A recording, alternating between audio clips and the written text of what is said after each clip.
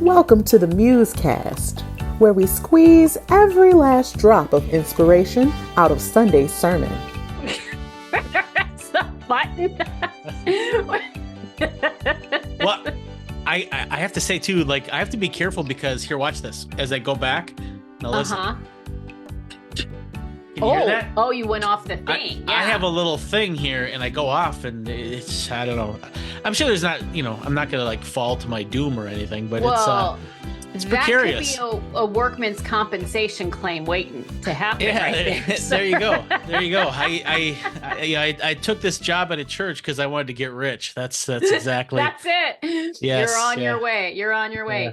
Dan Kent, I'm going to share with the good folks that are tuning in. Thank you so much for being here. You are doing what the cool cats call woke up like this. Like, you just looking all effortlessly put together. Woke up like this, looking good. I did wake up like this, and I feel very unprofessional because normally I like to shower, and especially Shawna, with you as my co-host. I mean, I got to up my game here, So I normally I shower, get all cleaned up, but I don't know what it is. I'm not going to make any excuses, but for some reason I thought I already showered and I didn't, and all of a sudden I realized, that was yesterday that I showered. So I've been down here working. I've been working this morning, and I've kind of lost track of life. And I've got note cards like all over my desk as I work on stuff. So mad professor, you are. It's pretty mad, yeah. Yeah. Well, I wanted to say to you, Dan, you did not have to reveal all of that because I was paying you a compliment. When you say woke up like this, that's like no effort. Didn't even, I just woke up like this. So that was a compliment. Yeah, I was paying you. See, that's my problem is I can't recognize compliments. That's part of my self-esteem issues. Yeah. And now we're starting to see those now on the MuseCast. So that's good. I've got a great resource for you. It's a book called Confident Humility. Oh, nice. Oh, you good. could get it off of Amazon. I'm sure a few other places. I'm sure your neighbor probably has one. It is a bestseller. Yeah. So if you want to pick that puppy up and Can I tell you, I was kind of feeling a little down this weekend, and I had like a couple people share pictures of, and I wasn't feeling down. I wasn't feeling down like that. I was mostly feeling like down, and like I wasn't writing very well. I was down about my writing. Okay. And I just coincidentally, I had a couple people send me pictures of their kids reading Confident Humility. And they just and they just loved it. And like the kids, like 15, 16-year-olds, and like that just like made my day. Yeah, and suddenly now absolutely. And that's why I have all the note cards around, because I'm like, okay, good. I'm going to start writing again. And that kind of here we go. I got it. I got my mojo back. That's awesome. Yeah, those are like what I love to call these like little surprise kisses from heaven. Just like that's right. You know, like the Lord, he just knew you needed a little something, and he sends people to do that. And I love it when that felt happens. like. That's what it felt like. Yeah. So it was great. Oh, so cool. Yeah. Hey, we should say Happy Muse Day to all who celebrate. That's right. To all who celebrate. Yeah. I think I'm in a bit of a goofy mood because honestly, it is snowing yet again. And I'm so done. I'm literally done. And we haven't even had a ton of it, but it's come at the inappropriate time of when it's supposed to be done. It's madness. So it is. It's total madness. There's an insanity. There's an insanity that kind of happens when that happens. Yeah, totally. Yeah. I'm a bit disoriented. I'm like, is it April? Is it January? Like, what is going on? And then Easter was at a bit of a different time of year. It feels like, it felt a little early this year. I do know that it follows. Did you know this? It follows the moon phases. Yeah, I did know that. I didn't know that. No, hold on a second. Whoa, tap the brakes on the self-loathing here. Okay, hold on. I do know that. So I'm part of the in crowd.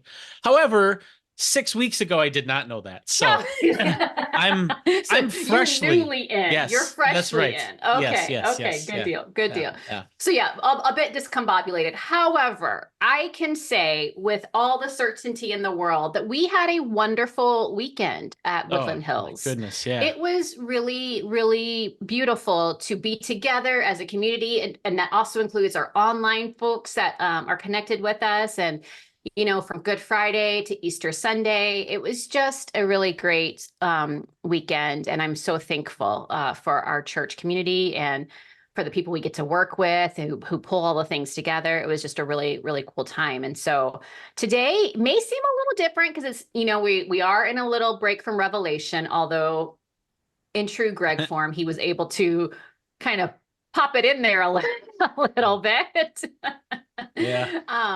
But yeah, so Easter, I mean, it's not like there's not a ton to dissect other than, it was just really great to, I will say, first set aside space to properly be reverent about what Good Friday means, which really is a terrible term, I think, Good Friday, but I get it, Did we talk about that? Because did we talk about how much fun shopping is, but they call it Black Friday? Yes. And then how terrible Good Friday is, and they should say, okay, good. I'm glad we solved that problem. We did. The rest of the world hasn't quite come on board yet, but we're working on it. We are captaining that cause for switching Black Friday and Good Friday. Yeah. So we'll see. Maybe next year. Next year. But yeah, so we'll talk about Easter. We did get a question in from Special K. We won't be able to get to all of it. Special K, I'm looking at you, buddy. That was a lot in that email, but yeah, so we'll get to it. We'll discuss it. We'll have all the good times and good fun and get our reactions. Do you have a summary for? Oh yeah, totally. Oh crap. Yeah. Darn. Shucky darn. What was the title of Greg's Easter sermon? Yes. Redeeming Creation. There you go. Was that it? Okay. Yeah. Yeah, and I sensed that you were doubting yourself. I never doubted you. I don't know what was going on there, but hey, you by the way, you must be tired because you worked it this weekend. You did the Good Friday service. You sort of facilitated that and did a great job with that.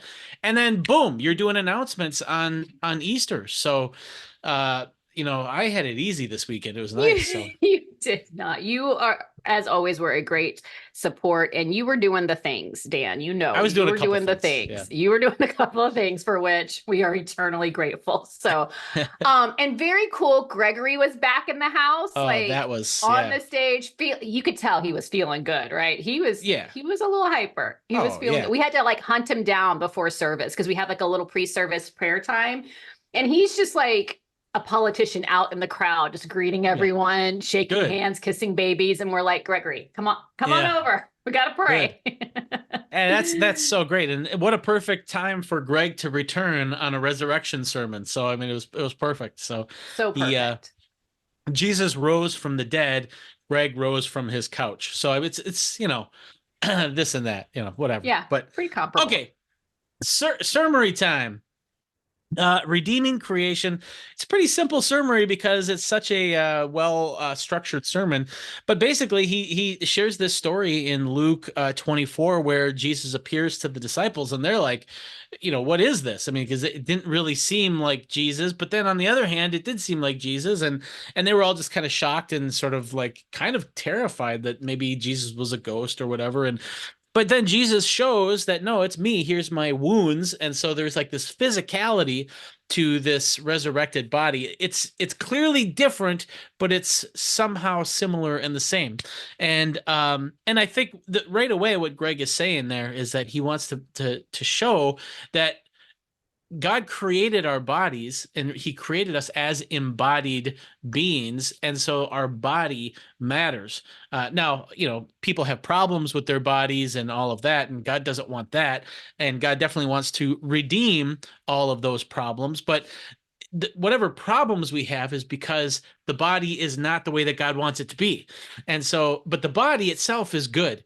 It's just that the shortcomings and the illnesses and the diseases and all of that, that's what's bad that we experience. But what God wants to do is he absolutely wants to redeem his creation, and that includes our physical bodies. And I think that this is important, and I think this is why Greg wants to emphasize this, is because you can get, and Greg kind of got a little philosophical there, and he talked about Platonism, and Platonism is sort of this idea that there are these ideal forms, and they're very abstract and they're very intangible, and so there's like the ideal form of a person, and then there's all of these people that actual physical people, and they're all different, and they're all distant from the actual ideal of what a person is, and there's this sense in which the more you get away from the physical real instantiations of people, the closer you get to that ideal. And so there's this sense in which what, from that Platonic sort of view, people in physical form, there's something flawed or wrong or broken about them because they're so far from the ideal.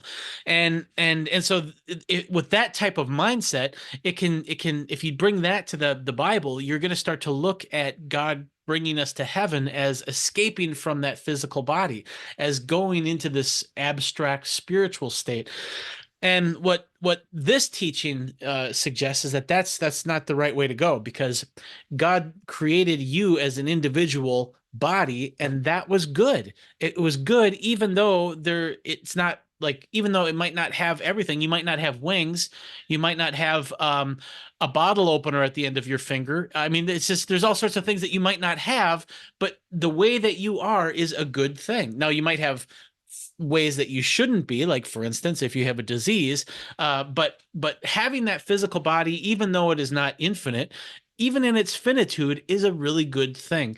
And so this idea that recognizing the importance and the goodness of your physical body helps push against this escapism that you see in a lot of theologies, where the goal is to just get out of here, to leave this physical body, to leave this physical prison, to leave this decaying world and go and be in this spiritual abstract place. But no, God says, no, this place is good, and having a body is good, and Jesus came to redeem all of creation, not to replace it, not to make it into something new, but rather to make it what it should have been all along.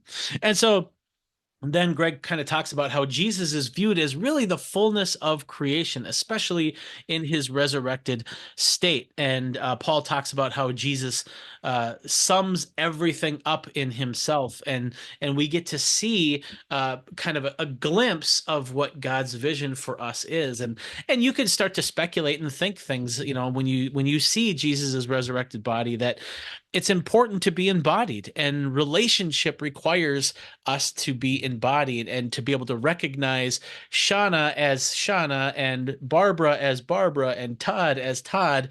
If we were all this abstract ideal, well, then there wouldn't be any distinction, and you couldn't have relationships. And so those distinctions really matter. And just little things too, like the fact that Jesus was eating suggests that there's something good about eating, even though our physical bodies, maybe we may or may not need to eat, but there's still something pleasurable about eating. And I think we all know that. That's why every celebration we have a meal together, and we share in that, and that's a very communal sort of thing. And so that's sort of the thrust of Greg's message. And he kind of then wraps up the message with these three sort of takeaways. He says, what can we do with this? And he talks about our hope, that how all of this leads to hope, how all of this suggests our calling, and how all of this shows us that we have a choice. And that hope that he talks about is that, especially if you've experienced bad things with your physical body, where you have breakdowns or diseases or whatever, our hope is that God loves us even in our physicality, and God will not abandon that. And Greg gives this argument, and I think it's a simple kind of no duh sort of argument, but it's such a great reminder to think about. And that is simply that when God says something is good, that means that he loves it. And he said that our physical body is good, and he says that the world is good, and that means that God loves it. And if he loves something, he will not abandon it, but he will redeem it. And that is the promise that he has, and that should then be our hope, that he will redeem the world, and he will redeem us in our physicality. And then our call is simply, we're invited to participate in the redemption of the world, and to treat things as the loved things that they are. And And that sort of pushes back against the apathy and the dismissiveness that you can have when you have this escapist theology where, I'm just a traveler here and we're going to leave this cesspool and we're going to end up in this glorious place. And we really miss out on the glory of this place here that we are already in. And that's sad. So our call is to be able to participate in that as much as possible. And then our choice is, I think discipleship is that, you know, God has called us to this good place, and he's going to redeem earth and redeem heaven. He's not replacing it with something else. And so we have to learn how to participate. We have to learn how to be and live in this place as an eternal being. And so we have to become compatible with that. And that's sort of what discipleship is. And there's a lot more to it, but that was sort of my summary. And what did you think of Greg's sermon? Good summary, Dan. Okay, my thoughts are a bit scattered, as my brain has been today, but so I will try to cohesively respond with my with my response. I really did. First of all, love celebrating Easter. I think I've made that clear. It's just really good to come together and just, this crucial moment in our theology, just to celebrate that within the community. And I really appreciated Greg taking us through, I'm going to say fact for me, that this redemption is for all of creation, and this redemption is not just about salvation, although that is glorious and wonderful and such a gift, but it is a very skewed perspective to think all of the things that have happened, all of time, is just about me getting out of here. That is a very skewed perspective. And I literally thought of one time when our oldest was young, and it was either Christmas or birthday or something. He was opening a gift, and my parents are pretty funny in that they always like to wrap a gift in something in a box that's other than what the gift is. And so Declan is unwrapping, and the box is of this vacuum cleaner. And he's maybe, I'm going to say, around 10. So not a lot of use for a vacuum cleaner. But this kid was so excited and so appreciative of this gift because he loves his grandparents and he knows that they love them. And so whatever it was, he was going to be excited about it.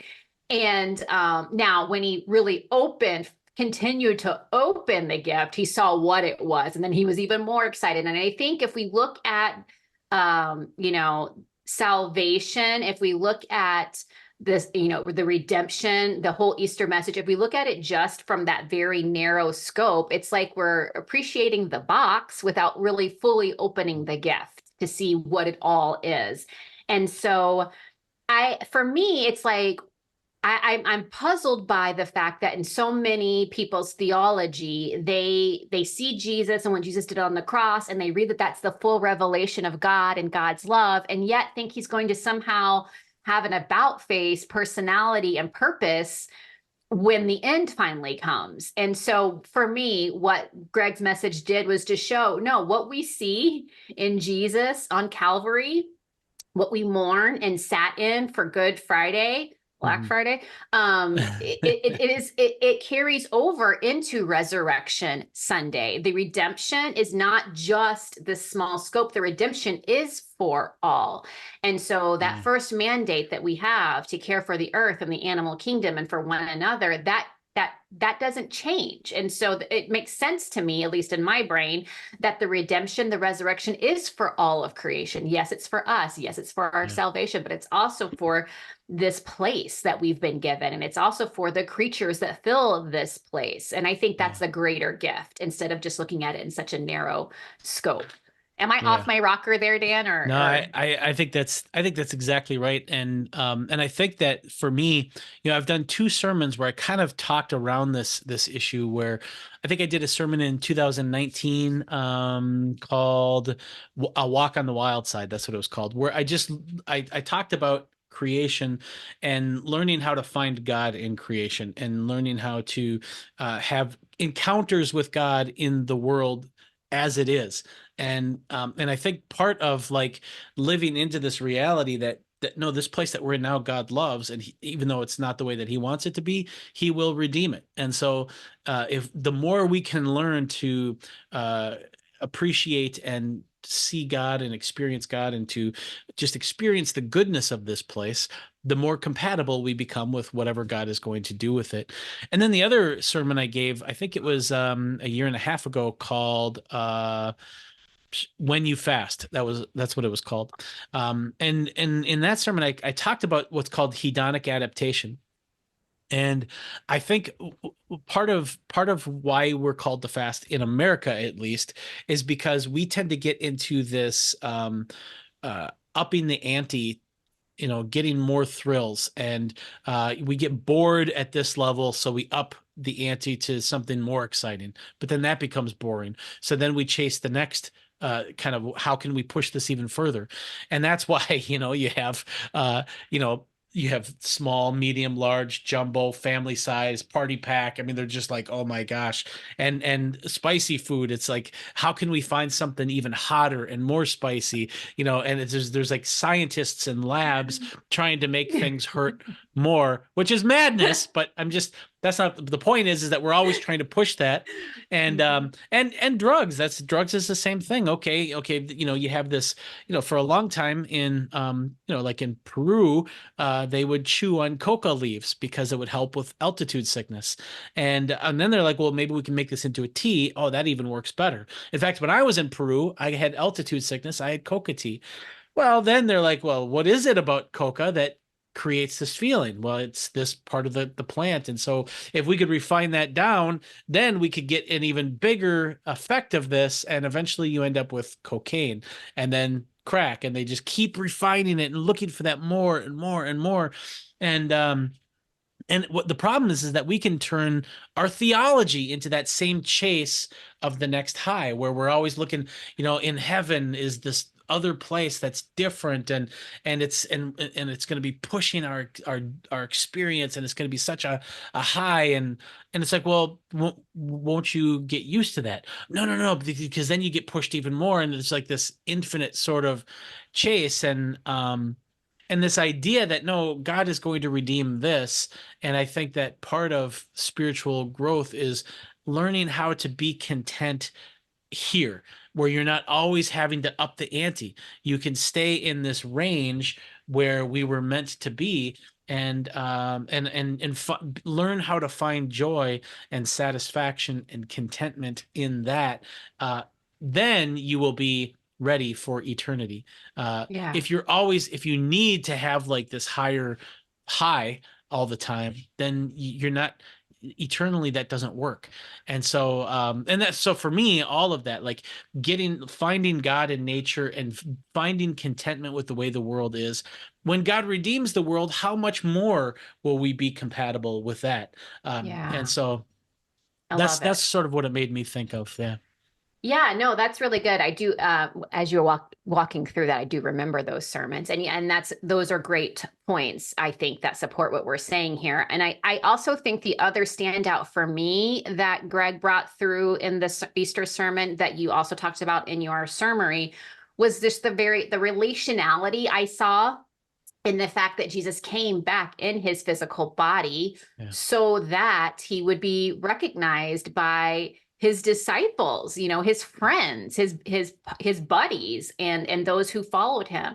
And I think that's something that we can lose sight of, just how relational God has always been. He's always wanted to be with us. And ever since we humanity have broken that, he's always been on a mission to like reconcile that. And I find it interesting, and this is something you brought up in your summary that triggered this memory for me, that even the fact that Jesus ate with them, just to say, hey, look, it's me. And again, I think back to what we talked about on Good Friday about that Last Supper, that time of eating together for that final time, and then him serving the disciples in that special way. It's like he was the same Jesus, just a glorified, fully um, resurrected Jesus. And I just think that's really cool. I think that was kind of his way of saying, guys, it really is me. Like, remember, like, this is what we did together. This is what we're going to do. And I just think that's really powerful. The relationship is so important. And I think that's a key piece for us to remember, because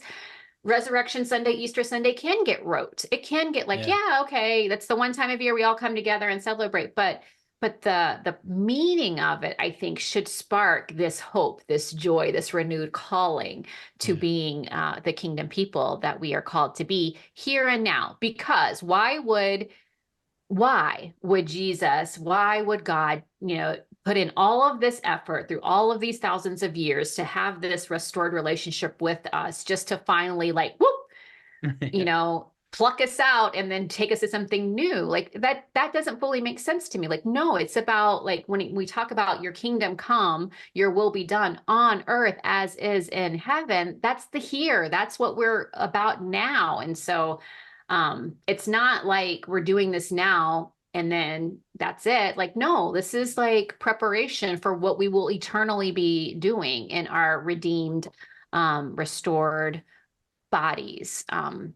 And I think that's a great hope for those who I've known folks in my life who were born with certain physical disabilities and had beautiful spirits, of course, beautiful souls. And I know that that's not what God intended for them. And I am so happy to know that one day I will see them in their fully restored body, but it will be them, and I will know that it is them. And that goes back to that relational piece. So I'm done rambling. No, that's a good ramble. In fact, what I was thinking is just kind of comparing it back to that escapism and just that idea of kind of the goodness of physicality, in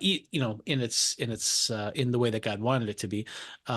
It's just interesting that as you think about that, it's like, in order to have relationship, you need to have limitation. You need to have diversity. You need to have, like, if there were just this ideal, it's like then everyone would be the same, and there wouldn't be any difference to relate to. You would just be relating to yourself, and so that's what's so interesting, where you have that diversity, where you have all these differences, and now suddenly we can have a relationship. And I just think that that's pretty cool, and the fact that God cares so much about relationship that he becomes a finite person just so that he can enter into that. He takes on finitude, is the most profound thing ever. I mean, it's the most beautiful and profound thing ever. And he took on that finitude, and he took on that individual embodiment, even to the extent that he allowed these other people to kill him. You can't get more profound than that. And you're right. I think relationality is at the heart of that. And even though we talk about Easter every year, the profundity of that never gets old. It's to me, it's amazing. Yeah, it truly is. And I'm thankful that we can still have wonderment about it, because I think that's really cool and powerful. Yeah. All right. Well, we will be getting back to Revelation, but in order to wrap up this conversation, we're gonna take a stab at one part of our friend Special K. I'm looking at you. You know who you are. One part of the question that was presented to us, and you may have to describe it a little better, Dan. I'm just going to bottom line it and say the question has to do with resurrection and the experience of our resurrection, which we don't quite know because it hasn't happened for us yet. So does our resurrection experience differ very much from what we read of Jesus's experience and his resurrection? Yeah. Yeah, and I think what Special K was trying to get at is he was just noticing how, we're humans are told that we would be raised for the final judgment. Well, that who knows when that's going to be? That could be hundreds of years from now. But whereas Jesus was raised after just 3 days, and so what gives? How come we don't get raised that quick? And I'd say a few things about that. in the kind of part of the nature of there is our resurrection different than Jesus's? And I would say that the 3-day part, it was mostly because that's sort of, because like now we have all sorts of tests and measures to check oxygen levels in the brain and to see oxygen levels in the blood to kind of know if a person is officially dead. But for a long time, you didn't really know if a person was really dead, because a lot of times they would think that they were dead, and then all of a sudden they would be in the casket being lowered down, and they'd be like, "Hey, boom, boom, boom, boom, boom. What gives? I was just sleeping or was in a coma or whatever." And so they didn't really have good ways of knowing. And that's why, in fact, even as late as the 19th century, in the 1800s, Chopin, when he was, I think he had tuberculosis, I think is what he was fighting, but he was dying. And he told, his request was that they cut out his heart, because he was terrified of being buried alive, and because there was no other way of knowing. And so, but 3 days was sort of like this. Okay, once you are in 3 days, you start to smell, and then okay. And so that's the significance of the 3 days, because Jesus, his goal was to conquer death and to make sure that everyone knows that he was dead, so that when he came back again, they would know that he was actually resurrected, and that he had conquered death. And so there's a lot more going on in Jesus' resurrection than simply a template for what we can expect on our resurrection. There's a lot going on there. Mm-hmm. The other thing I'd say is that, even though the what's being resurrected is the body, there is still this distinction between the soul and the body. And so however God resurrects us and redeems us, it's more than just the body. And the reason why I say is because there are people who, are because of the catastrophe that they've died in, like for instance the martyrs who were burned alive. Well, they're just a pile of ashes, and so there is no body there to resurrect. And so there has to be something like reconstructive of what's going on there. And boy, some of these conversations can get gross really fast. But the point is that there's more, even though the bodies are important, there is this thing that transcends the body. In fact, Greg even mentioned it in the sermon, where he was talking about these near-death experiences that are very plausible and very compelling kind of cases where people seem to have these out-of-body experiences, suggesting that their soul persists even when their body dies. But the fact that these experiences are outside of the body suggests that even though the body is good and will be resurrected, there is this distinction there still. And so, yeah, that's and then the last thing I'll say about this, and hopefully, Kevin, this will address some of the nuances and complexities of your question that it's hard to capture in a short MuseCast.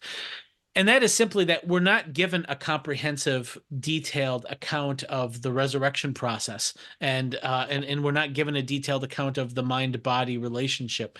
And so, what you can do is you can see Jesus, and then you can make inferences about it, but you can't get a comprehensive account of what's going on beneath the surface. And so, the fact that Jesus eats, for instance, suggests that he has this physical body. The fact that he passes through a wall suggests that his physicality, though it's still physicality, is a different type of physicality than what we have.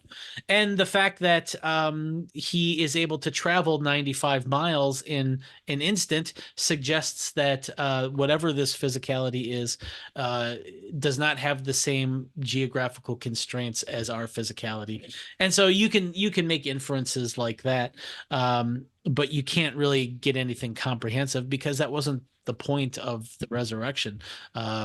And so that's what I would say about that. Hopefully that helps. And I, as I said in my response to Special K's email, you should be. I hope maybe you are. Are you? I'm hoping that you're in SEM, because there's a lot of more complicated, nuanced questions there. Yeah. So yeah.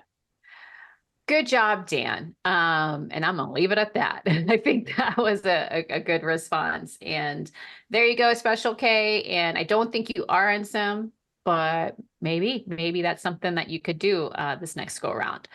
All right, you guys, it is time for us to ease on down the road and transition to nugget time. Yay. Nugget time. Woo. Resurrection Sunday nuggets. Yeah, Dan, this are is, you you know what this ready? is? Yeah, What is it? this is the palms to the sky part of the palms on the ground, palms to the sky. So, yeah, that's right. So, Woo! Very nice. Very yes, I nice. I am ready. I would be happy to go first or second, whichever you prefer. Since you worked so hard this weekend, I'm gonna Oh. leave it to you to decide. Okay. No, go ahead. I'm All ready right. as well. But you go ahead because like Okay. my brain, like I said, is a bit scattered. So Yeah, well, good. Well, I will take it then.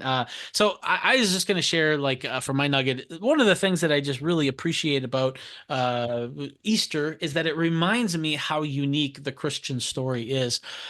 I know of no other religious text or any other religion that celebrates its own defeater. And what I mean by that is that most of these other religions just say, of course, this is true, and everybody who disagrees with it are idiots. Um, and you have to just sort of like embrace that, and there's no falsifiability built into it. What's really cool about the Christian story is that, especially a theology that makes some pretty profound claims, that we're going to live forever, and that we will take on imperishable bodies, and that God will wipe away every tear, and he will redeem creation, and that God became a person, and all of these wild, wild claims. The fact that we have the resurrection story validates all that wildness, but it also creates this defeater. That is, if the resurrection didn't happen, then all of the stuff that seems so crazy probably really just is crazy.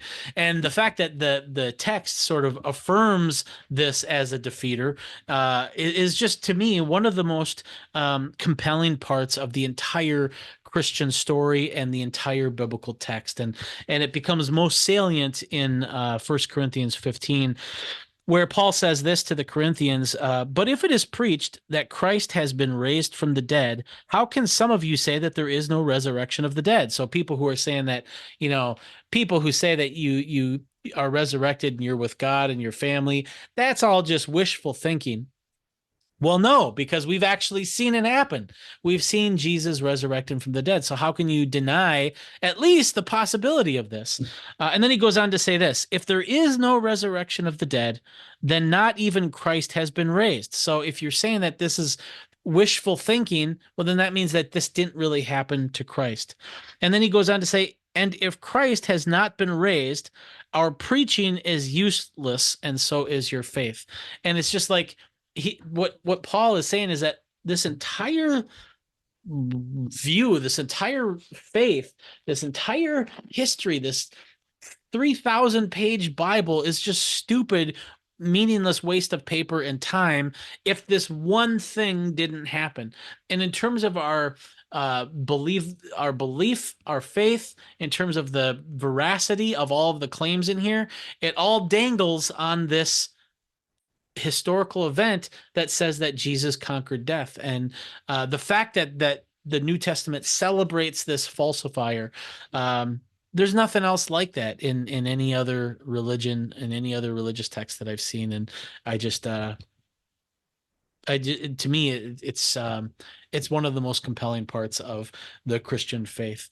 And that is not, I don't know if you could do anything with that in terms of like nugget principles, but to me, I love it. It's so compelling. So that's my nugget. I love it. You and I are very philosophical today, I think, with our nuggets, Dan, because my nugget it's just a continuing reflection that I'm having.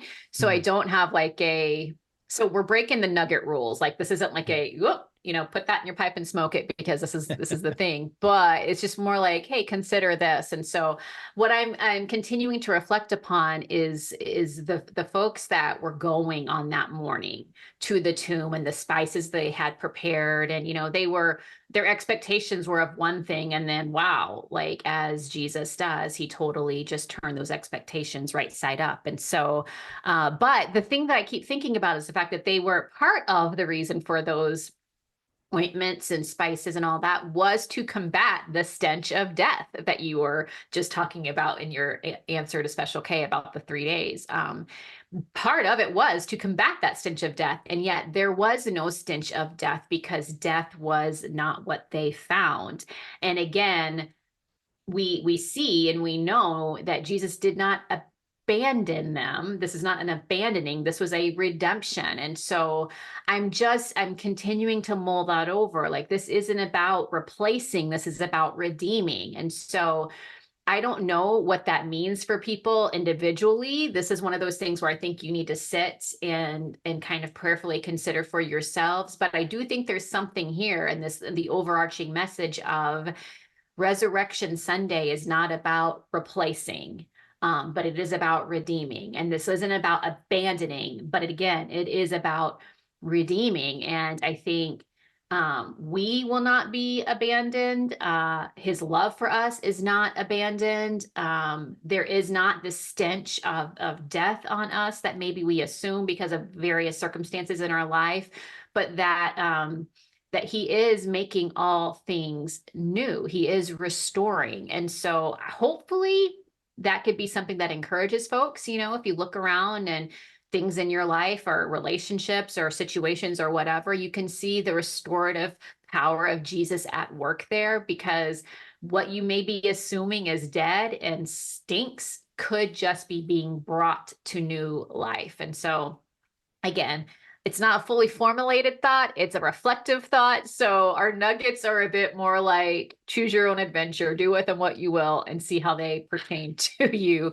And that's where we're going to leave it today, folks. Yeah. Very contemplative. Both of us are very contemplative today. So we are. Or you could say we're also very impractical, which, that's, although I was really taken by your suggestion that a lot of our nuggets were things that we could put in our pipe and smoke. And I think you're thinking of a different show. I don't know. I know you're busy. You do a lot of different shows and stuff. But I'll say that show sounds really interesting, whatever show that was from, because oh, yeah. All right. Well, hey, you guys, we do always enjoy hearing from you. The handle for the email, that's what that is. It'll be down there. We will be around to chat 4 p.m. on YouTube. And don't forget that if you're not able to chat on YouTube, that you can always listen to the MuseCast via podcast. Yeah. So you can take Shawna and Dan with you wherever you go, wherever you get your podcast. Oh boy. What a treat. Yeah. Let me say this too. This is like a show commentary, but like every time we talk about you can email us, I always try to do this. I always try to do here and then see, I can't do it right. I want to nail this where I just go perfectly as the email comes up, but I'm always like, I'm all over the place. It's harder to do than it looks. It is. So it is. Someday. It's a skill. Someday. It's a skill that we've not yet required. I just kind of go all over. It's right. around. It's going to be somewhere. The gift that keeps on giving. That's the MuseCast, folks. So thank you for tuning in. And hey, come on back because Revelation is returning this Sunday. That's right. Okay. Have a great week. Bye, guys. Bye, guys.